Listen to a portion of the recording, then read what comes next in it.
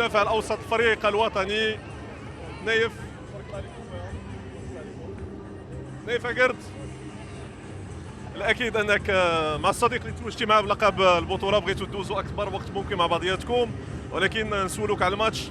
ولينا كنلعبوا كونتر دي زيكيب اللي كيلعبوا ان بلوك با، كيصعبوا عندنا المهمه كثير، ولينا كنلقاو بزاف ديال لي ديفيكولتي. كيف كتشوف انت وسط لو جروب طريقه تدبير هذه المباريات امام هذه الخصوم اللي غنشوفوا منهم بزاف في لا كوب دافريك؟ اول حاجه كما قلتي هادشي كيبين بان المنتخب المغربي اليوم كبر. الفرق كاملين كيجيو كيقلبوا على التعادل، كيقلبوا على كتشوفهم كيخسروا بواحد وفرحانين. فهادشي كيبين ان الخدمه اللي دارت كانت مزيانه. حنا كنفهموا بان الجماهير المغربيه ما كرهوش ان سبيكتاكل يكونوا 4 5. حنا كلاعب حنا الاولين باغي هادشي اللي باغيين. ما هادشي شنقول لك، الدراري كيعطيو اللي في جهدهم. ما كنشوفش شي واحد كيغش، كنعطيو جهدنا. بعض المرات كيكونوا دي ماتش بحال هكا تربحهم وتاخذ 3 بوان باش تتاهل. اكيد على بعد اسابيع من انطلاق كاس افريقيا، انتم كلاعبين شنو اللي محضرين لهذا التحدي الكبير، تحدي التتويج باللقب الافريقي؟ شنو اللي كنتسناو منكم وشنو اللي كنتسناو منا حنايا كمغاربه اليوم؟ الميساج باين، الميساج كلير. ملي كتلعب في الدار ديالك قدام الجمهور ديالك، فالهدف هو ان الكاس تبقى في المغرب. حنا واعيين بهذه المسؤوليه سفيان، عارفين باللي غتكون صعيبه. حنا نحتاجوا كل شيء، غنحتاجوكم نتوما الاولين كاعلاميين، غنحتاجوا الجماهير اللي كنشوفهم واخا كيكونوا مغلقين راهم كيبغوا المغرب يربح. فبالعكس النقد البناء ديما تيزيدنا لقدام. ان شاء الله نعطيو اللي في جهدنا والكاس ما تخرجش من هنايا. خليوك عبد الرحمن، بغيتو تبقى تهضر معاك هكا والد خويا. امين. الله يرحم لي ربك. نايف خويا، انت ابن المدرسه المغربيه، ابن اكاديميه محمد السادس. اكيد بان عارف القيمه ديال كاس افريقيا بالنسبه للشعب المغربي.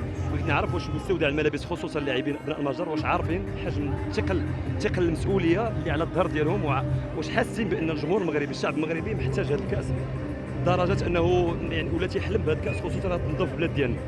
وكما قلتي انا كولد البلاد اول واحد انا كنحلم. انا دزت في ملي كنا كنتفرجوا في القهوه مع الدراري صحابي، انا خرجت كنبكي. دونك حنا واعيين بهذه المسؤوليه.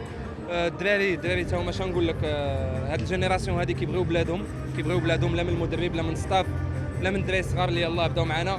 خصهم شويه ديال الثقه، خصنا حنا نعاونوهم. اليوم انا عندي 29 عام، فانا كنحاول نوصل الميساج في المستودع الملابس. كان لي جي شونس انني نلعب في الجينيراسيون القديمه، شفت الدراري القدام تعلمت منهم. فاليوم كنحاولوا نترونسميتيو هذا الميساج اللي هذا القميص هذا غالي، هذا القميص كبير.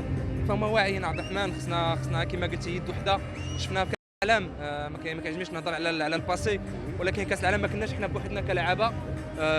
كما قلت سفيان، كان الاعلام، كنا كنحسوا ببلاد كامله كلشي معنا، اللي عايشين برا اللي عايشين في المغرب. فكتشوف في الاخر تكلاسينا دومي فينال ديال كاس العالم اللي حاجه اللي كبيره. نصف نهائي المونديال، اكيد كمغربي وكاي مغربي اكيد عملنا مشروط ان شاء الله المنتخب غدا.